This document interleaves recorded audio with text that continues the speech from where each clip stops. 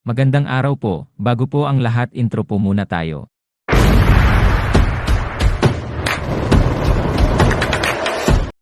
Magandang araw po ulit sa inyo, ako po ulit ito si RJ's Channel. Pasensya na po kung ngayon lang po ulit ako nakapag-upload dahil po medyo busy. For today's video ay ipapakita ko po sa inyo lahat ng kaganapan sa kaarawan ng aking anak na si Ray John. Bago po ang lahat mabalik po muna tayo sa araw ng September 6, 2024.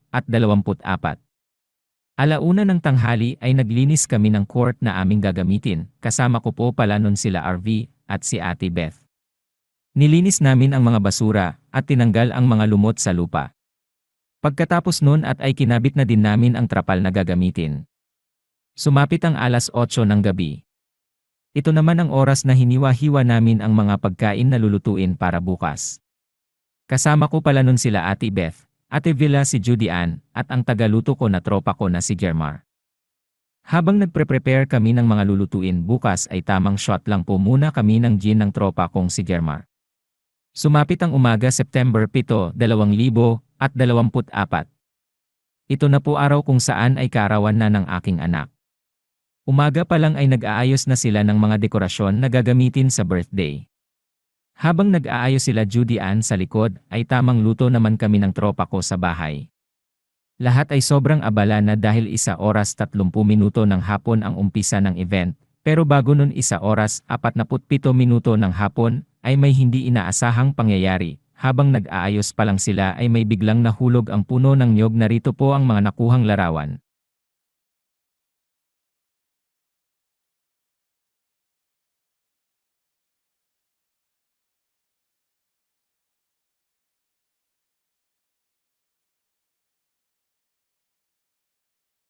Buti na lang po at wala pang mga bata at handa sa mga oras na yo, dahil kung nagkataon, ay may tatamaan sa puno na yon. Maraming salamat po Panginoon at wala pong tinamaan sa aksidente na po na yon. Pagtapos mangyari yon ay tinuloy na namin ang event, tinanggal namin ang nahulog ng puno ng niyog. Pagtapos nun ay nag-set up na kami ng mga upuan at sound system. Maraming salamat po pala sa sound system, salamat sa iyo Brad. At pagkatapos nun ay nagdatingan na ang mga bisita ni Ray John, at makalipas ang ilang minuto ay lumabas na din si birthday boy na si Ray John. Bago nagsimula ang event ay nagpray muna kami sa pangunguna ni Ate Beth. Pagkatapos nun ay tinawag na ang mga nasa 7 gifts, sumunod ay 7 wishes, 7 dance at 7 bills. Pagkatapos ng mga events ay tamang kain na po ang mga bisita, at tamang picture sa DIY naming photo booth. Ito po sila.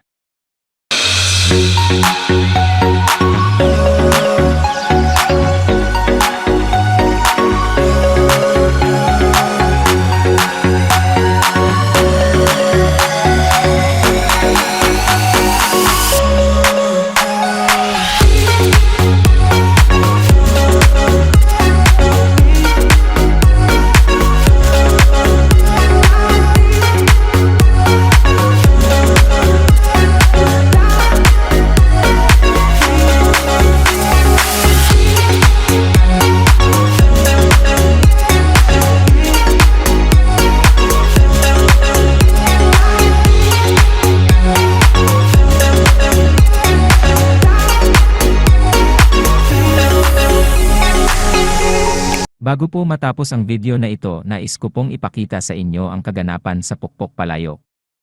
Ito po sila.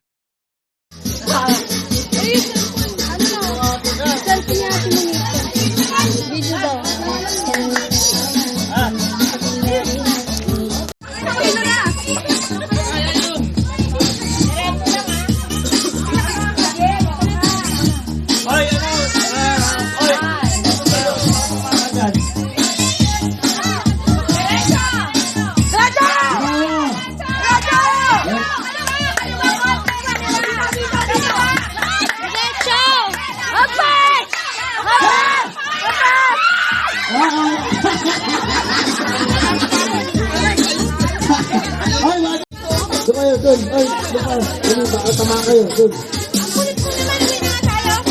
Yan na, Jen, dali. Ay, ano, Liam! Liam, ito! Dali!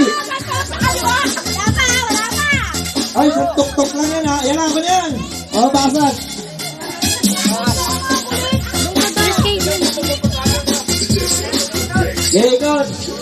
Tatlong ikot.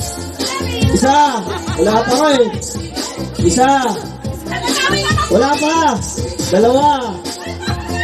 Wala pa nga eh. Okay, go! Pinawa mo, pinawa mo.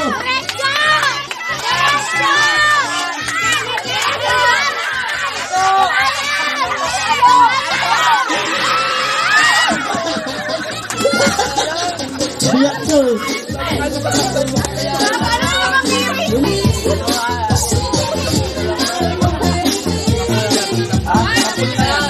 Tapol na, tapol.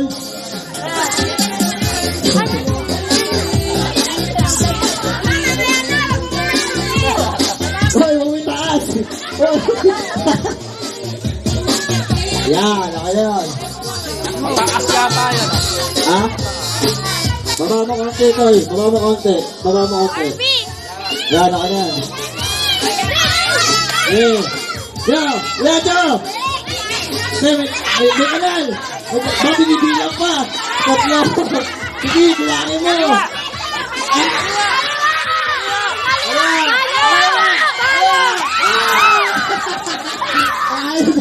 Sapul ah!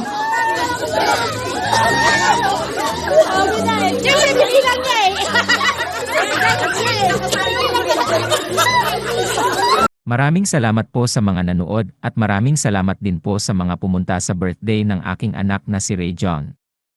Bago po matapos ang video, big shout out po pala sa bago po nating subscribers na si Chris Barbershop. Please paki-subscribe din po siya, maraming salamat po. Please pa-like at pa-subscribe po ng aking YouTube channel, maraming salamat po. Muli ako po si RJ's channel na nag-iiwan ng katagang. Ingat po palagi, God bless. Peace out.